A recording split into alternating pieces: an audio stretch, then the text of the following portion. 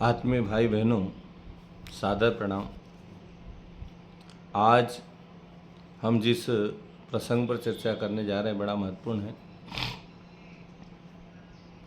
संगति का असर बड़ा भारी होता है। एक बार एक चोर,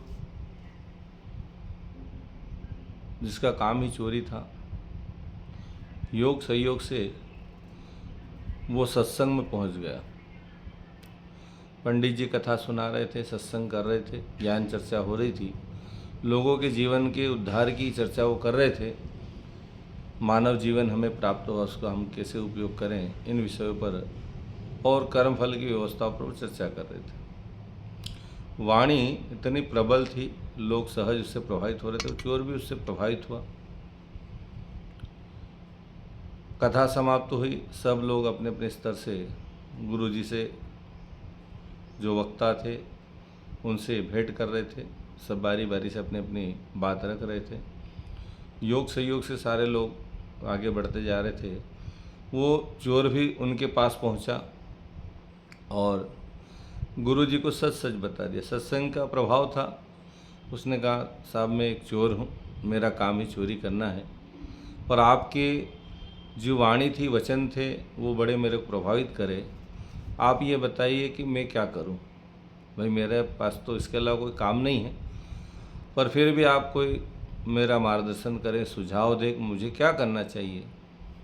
तब महाराज ने उसको एक बार भी ये नहीं बोला कि आपको चोरी छोड़ना चाहिए, कि आपको अच्छा बनना चाहिए, नहीं। उनने एक बात ये कही कि भाई तुम यदि सही तरीके से जीवन जीना चाहते हो तो चार बातें गांठ बांध लो, फिर तुम कोई भी कर्म करो उससे फर्क नहीं पड़ेगा। क्या?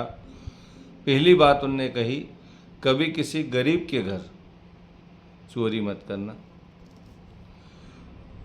दूसरी बात उनने कही कि कभी झूठ मत बोलना। तीसरी बात जोर से कही महात्मा जी ने कि जिस घर का तुम खाओ नमक या भोजन, उस घर में चोरी मत करना। और चौथी महत्वपूर्ण बात कही कि तुम्हारे कर्म का किसी और पर इल्ज़ाम ना आ जाए। चोरी तुम करो, दूसरे के माथे मर जाए, ऐसा मत होने देना। बस ये चार काम करना, बाकी तुम चोरी करो, तुम्हारा जो भी कर्म है वो करो, उससे कोई फर्क नहीं पड़ता। पर इन बातों का ध्यान रखना। महात्मा भी कोई सामान्य न रहा होगा, उच्च स्तर की आत्मा रही होगी, नहीं तो आज हम किसी के पास भी जाएं सबसे पहले क्या बोलेंगे? तुमको बदलना चाहिए, तुमको सुधरना चाहिए, तुम जैसे हो वैसे में ही भक्ति चालू कर दो, ये नहीं। पर महात्मा जी ने उसको कुछ भी नहीं कहा, भाई तू तो ये काम करना। वाणी का अपना प्रभाव होता है। संत स्तर की आत्माएं, महात्मा, तपस्वी रहे होंगे, उनकी वाणी का उस व्यक्तित्व पर प्रभाव पड़ा। चोर भी बड़ा प्रभावित हुआ, प्रणाम करते हुए अपने घर चला गया। घर गया, फिर शाम हुई, रात हुई, फिर अपने काम पे निकला, कि उसका तो कार्य चोरी था, इसके अलावा करे क्या। कर्म ही चोरी को उसने बना रखा था। वो गए चोरी करने, तो चोरी करने गया तो सबसे पहले उसके मन में एक बात आई कि महात्मा जी ने, गुरु जी ने कहा है कि मेरे को गरीब के घर चोरी नहीं करना चाहिए। अब गरीब के घर नहीं करना का जाना, तो उन्हें सोचा चलो भाई देश के राजा हैं, राजा कहीं चले राजमहल में चोरी करते हैं, क्या दिक्कत। वहाँ तो धन की कोई कमी भी नहीं है और उससे कोई नुकसान भी नहीं, उनको कोई फर्क भी नहीं पड़ेगा। समुद्र में से एक लोटा जल भी निकाल लें तो समुद्र को क्या फर्क पड़ेगा। वो चल पड़ा। अब जाने लगा तो वहाँ पर बहुत सैनिक लगे थे। उन्होंने सोचा कि इसे तो जाने नहीं देंगे। उसने थोड़ा सा अपना वेश विन्यास बदला और बढ़िया अप टू डेट कपड़े पहने, लगे कि साहब इसी राज्य के अंदर कोई कर्मचारी वैसा बन गया। वो तो बनावटी चोर का तो काम ही कैसे भी बनाओ, बन गया और चल पड़ा। जाने लगा, सिपाहियों ने देखा, भाई कहाँ जा रहे हो? देखने में अप टू डेट दिखे। उन्होंने कहा साहब अंदर जा रहा हूँ राजमहल में। अच्छा क्यों जा रहे हो? उन्होंने कहा चोरी करने। तुम कौन हो? बोले चोर। सैनिकों ने सोचा कि भाई ये अपन ने इसको रोक दिया, इसलिए इसने गुस्से में ऐसा कहा। उन्होंने कहा ठीक है जान दो भैया, ये चोर तो हो नहीं सकता, क्योंकि इसका जो रहन सहन है और इसका जो वेश विन्यास है, इसको देख कर नहीं लगता चोर है। सैनिकों ने उसको जाने दिया। वो आदमी गया, उसने बहुत सारा वहाँ पर अंदर जाकर चोरी की, बहुत सारा माल इकट्ठी किया, थैला भर लिया, सब बटोर लिया। और उसके बाद इतना बटोरने के समय में उसको जो है थक भी गया और भूख भी लगी। अब राजमहल में क्या कमी, भोजनालय पहुंचा तो भोजनशाला में बहुत सारा भोजन, अलग अलग प्रकार के व्यंजन, फल फ्रूट्स, ड्राई फ्रूट्स से लेके सब कुछ उसको खाने की व्यवस्था थी। उसने पेट भर के खाया, और पेट भर के खाया तो खाने के बाद उसको एक बात और संत महात्मा की याद आ गई।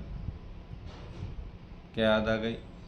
कि जिसके घर का खाओ उसके घर चोरी नहीं करना। अब ये बात उसके दिमाग में आई तो वाणी का अपना प्रभाव था उसके दिमाग पर। उसने सोचा कि भाई अब अपन ने यहाँ का खा लिया तो यहाँ चोरी नहीं कर सकते। सारा माल इकट्ठा करा था वो पटक दिया और निकल पड़ा। निकला और सवेरा हुआ। अब सवेरा हुआ तो राजमहल में राजा ने देखा भाई कुछ हलचल तो है, सारा सामान अस्त व्यस्त है। और सब देखा तो एक जगह धन का थैला भरा पड़ा था। राजा को लगा हो न हो कोई ना कोई चोर यहाँ पर चोरी के लिए आया। राजा ने आदेश दे दिया अपने सैनिकों को, भाई इस राज्य में जितने भी चोर उनको पकड़ के लाया जाए। अब ये आदेश हुआ, सारे चोरों को पकड़ा गया, उनको जेल में डाल दिया गया। पर वो जो चोर था, जो महात्मा का शिष्य बना था या महात्मा का अनुयायी बना था या महात्मा की वाणी को सुनकर प्रभावित हुआ था, वाणी सुनकर उसने नियम लिए थे, उसने सोचा कि उसको महात्मा की चौथी बात याद आ गई कि तुम्हारे कारण किसी निर्दोष व्यक्ति, तुम्हारा जो कर्म है, कृत्य है, वो दूसरों के माथे न मड़े। इसलिए वो राजमहल गया और उसने राजा को सारी बातें बता दी कि साहब इनको सबको छोड़ दो, चोरी करने में खुद आया था। उसने फिर सारी घटनाक्रम बताई, महात्मा से मिलने से लेकर चोरी करने तक, राजमहल में आने तक। राजा बड़ा प्रभावित हुआ और उसने उस चोर को हाथ पकड़कर अपने सिंहासन पर बिठाया और खुद राजा उसके चरणों में बैठ गया। और राजा ने एक बात कही। क्या कहा? कि धन्य है वो गुरु, वो महात्मा, वो संत जिसकी वाणी ने एक चोर को इतना महान बना दिया। और धन्य वो शिष्य जो अपने गुरु की वाणी को इस रूप में अमल में लाए, चोर होते हुए भी उसने उन सिद्धांतों को अपने जीवन में जो है लागू कर दिया, अमल में ले आया। क्योंकि बातें सबके लिए कही जाती है, लेकिन कोई व्यक्ति उसको ले पाए तब ही उसका लाभ मिलता है। मंत्र मूलम गुरुर्वाक्यम, जिसे हम कहते हैं मंत्र में, कि गुरु की जो वाक्य होते हैं मंत्र हो जाते हैं। उस चोर ने उस महात्मा के वाक्यों को मंत्र बना लिया और राजा ने उसी दिन से उसको अपना गुरु बना लिया। वो महात्मा का चेला बना, लेकिन जो चोर था वो राजा का गुरु बन गया। कारण क्या रहा? उसने अपने गुरु के, अपने महात्मा के वचनों को आत्मसात कर लिया और जीवन में अनुपालन किया। भाइयों बहनों, बातें कहीं कही जाती ज्ञान की, यदि वो जीवन में अक्षरशः अवतरित हो जाए, अक्षरशः पालन हो जाए, तो उसके चमत्कारिक परिणाम जीवन में देखने को मिलते हैं। अन्यथा लोग कथाएं सुनते रहते हैं, इधर से सुनी उधर निकाली, लेकिन जीवन में कुछ परिलक्षित नहीं होता है, लाभ नहीं दिखता है। लाभ तब दिखेगा जब हम उन सूत्रों को जीवन में आत्मसात करेंगे। मंत्र मूलम गुरुर्वाक्यम, यदि हम किसी वाक्य को अपने अंदर मंत्र बना लें तो वो फिर फलित भी होगा, पल्लवित भी होगा, पुष्पित भी होगा और उसके लाभ प्रत्यक्ष में दिखाई देंगे। देने वाला तो देता है, लेकिन उसको हम किस रूप में लेते हैं, ये महत्वपूर्ण है। आज के इस प्रसंग का बड़ा महत्वपूर्ण उद्देश्य भी यही है कि हम अपने जीवन में जो कहा जा रहा है उसमें से जितना भी अनुपालित करना चाहें, उन शब्दों को जीवन में पालन करें, तब जाकर वो हमारे जीवन में चमत्कार करके दिखाएंगे। ओम शांति।